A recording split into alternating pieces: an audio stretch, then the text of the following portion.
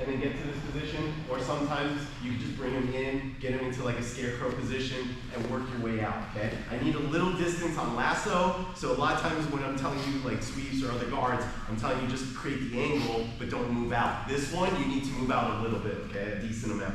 When I get to, when I get out, I want to get to a side, so I want my butt out into the air. Do not lay flat. You lose all your power when you're flat, okay? So when I'm going for, when my butt sticks out, whichever way, that's the side I'm going to attack that on. So you're going to go to the outside, lead in, and then bring your toes, bring your feet to the scapula, all right? So one of the things we were explaining yesterday, what I spent a lot of time on was this part right here, the grip. If I leave my palm downward, I'm giving him a lot of space, a lot of slack to worm his arm out, and if he can get to that, this is terrible for me.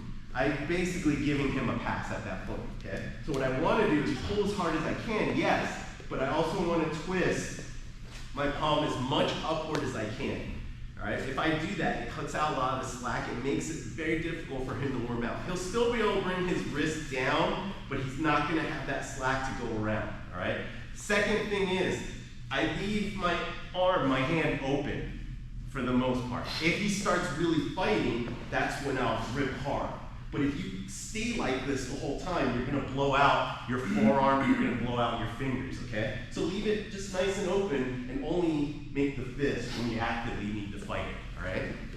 That's it, right? So when I'm here, all right, another thing we talk about is something I call the French fry, okay? So both of my knees are pointed the same way.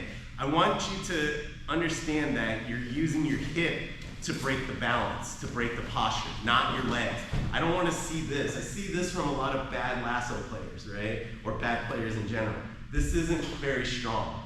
But this is, if I keep my legs and I turn my entire hip chain, that's going to break him down. So I want you to get used to swinging your hips around to create the motion, to create the posture breaking that you need, okay?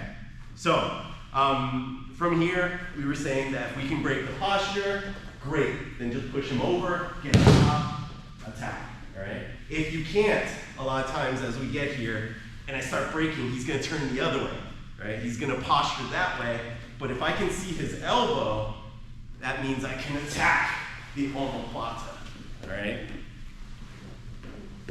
So that's what we went over yesterday. And then one more extra with the triangle, but we don't need to talk about that today. All right, so today we're gonna work on what if he stands up, which is a smart idea in Lasso, all right?